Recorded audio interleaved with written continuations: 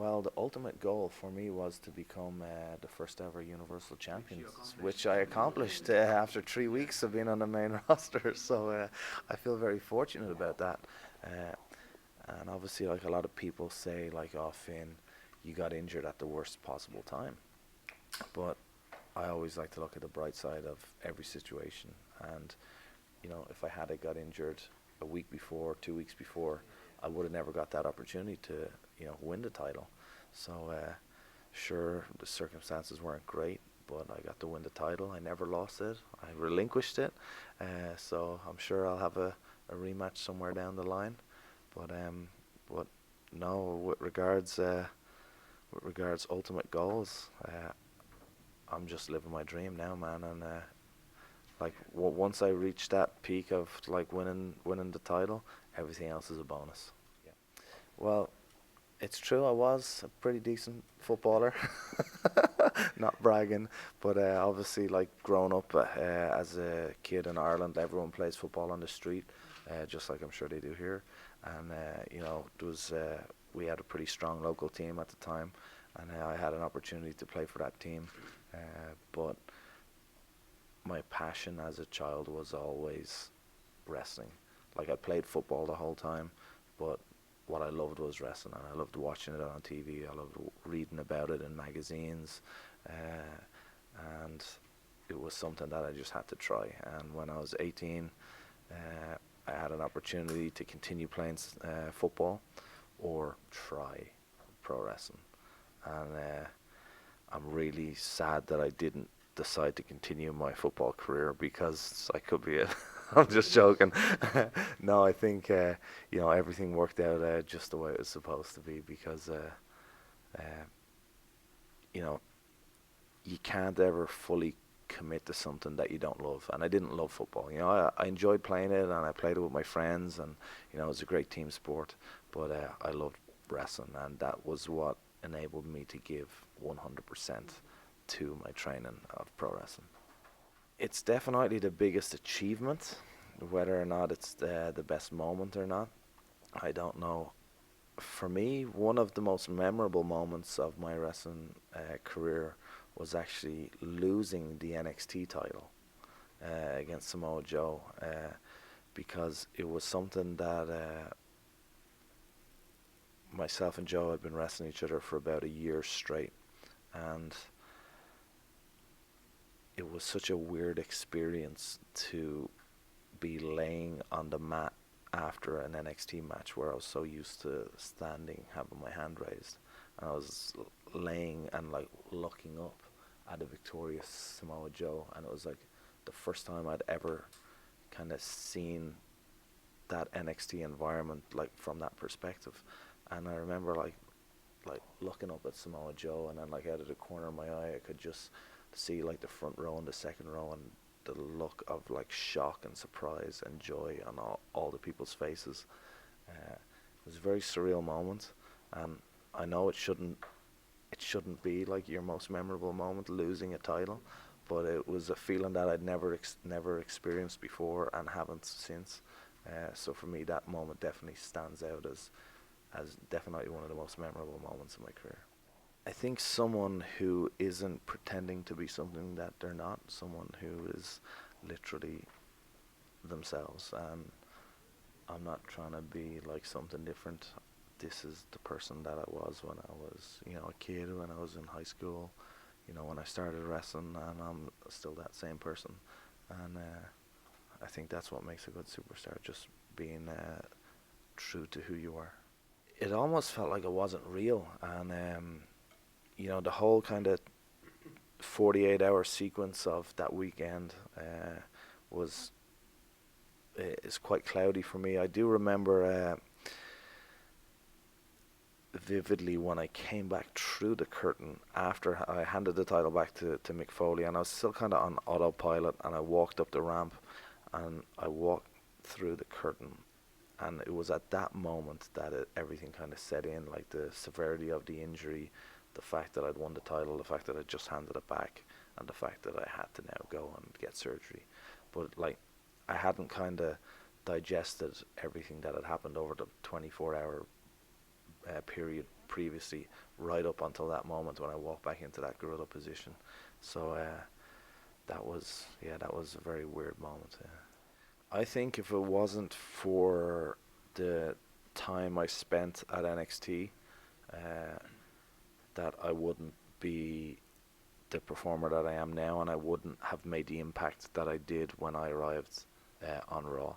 I think NXT serves as the perfect transitional ground for someone coming in, especially coming in from the independent scene or Japanese scene. People used to say when I signed with NXT, "What are you in NXT for? That's a developmental brand. Like, you shouldn't be in developmental. You should be on Raw. You should be on SmackDown." But I disagree, because NXT was its own brand, and I was learning a completely new style in a brand new brand that was completely cutting edge. And those 2 years, I learned probably more in those 2 years than I had in the previous like 6 years that I had in Japan. So like that really helped me develop who I was, not only as a in-ring performer but as a person.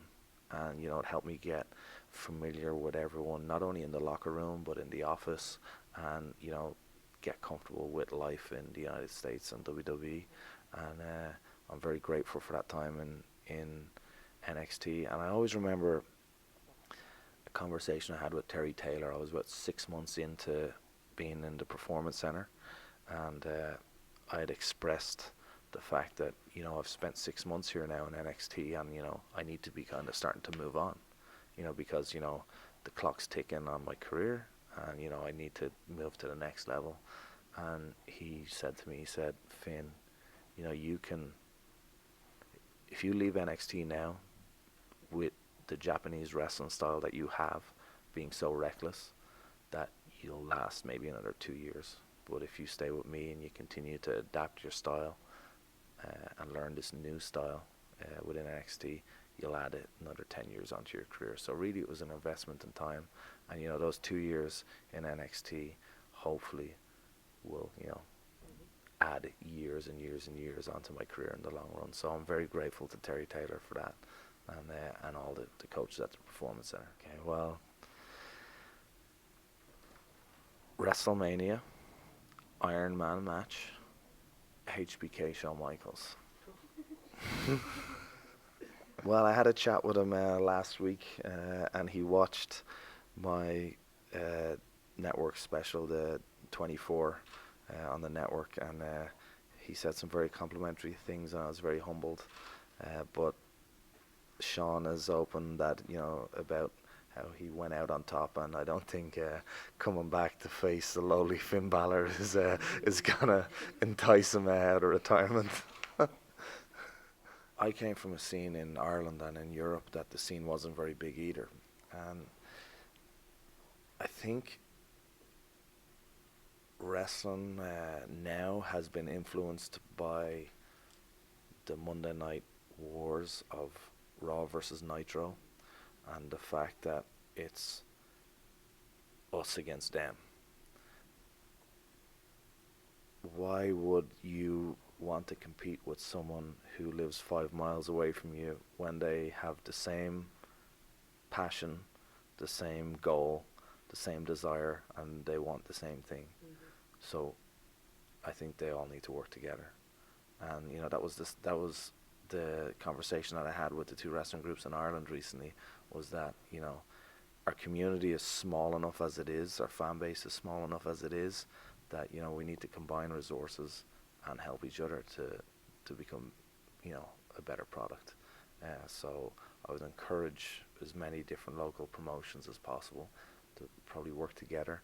And also within these small groups, you need to realize that you can be a big fish in a small pond, but sometimes you got to jump out of that pond. And for me, I was in the United Kingdom for 6 years, and I realized that I'd kind of absorbed as much information as I could from that environment, and it was time to move on. And that was a selfish choice by me, that I wanted to leave my friends behind because I wanted to get better. And sometimes that's difficult, but I would encourage any up and coming wrestlers to try and learn from as many different coaches as possible, from as many different areas as possible, and as many different styles as possible. Uh, yeah, obviously as a kid, I would have played a lot of Lego. I used to pretend that I was sick, uh, so my mum wouldn't send me to school, and I'd take out the bucket of Lego and play with it on the table while putting a VHS of SummerSlam '95 in and watching Shawn Michaels versus Razor Ramon ladder match, or Hakushi versus 1-2-3 Kid, and it was something that I always kind of, you know, it's very hard to think about something else and do Lego at the same time. You know, like you can't like build a fire engine and be worried about like real life stuff. You know, so for me it was just a way of like shutting off my brain from everything else, and like almost like a version of meditation, and it's something that I still use to this day, to kind of help tune out from all like the stress of life and work, and and just kind of get a little bit of me time. He's sitting right in front of you, but I guess we all have a darker side to our personality and to our character, and I try and keep mine as subdued as I can.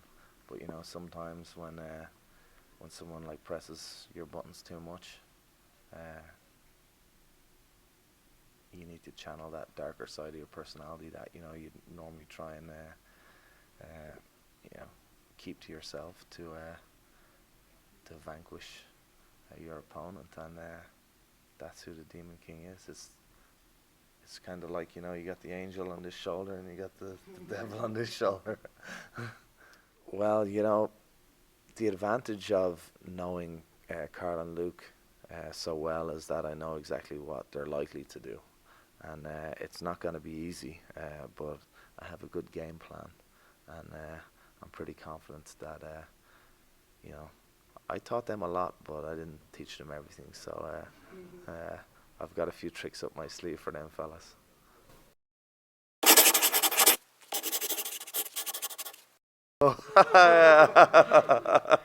Wow. Thank you very much. Thank you. Oh, this is a Star Wars one, is it? If you recall, Can I open it? 2015 Yeah. in Singapore, I also got you a letter. Oh, wow. Actually, I do. It was like a Technic bike. Yes. I remember. Yes, Yeah. yes. Yeah. Yeah. You don't mind if I open it? Yes, please. Okay. I'm gonna put this down there.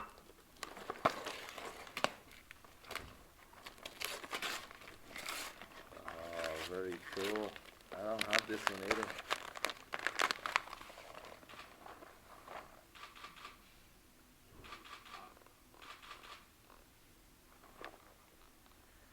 But So can we cancel the rest of the interviews?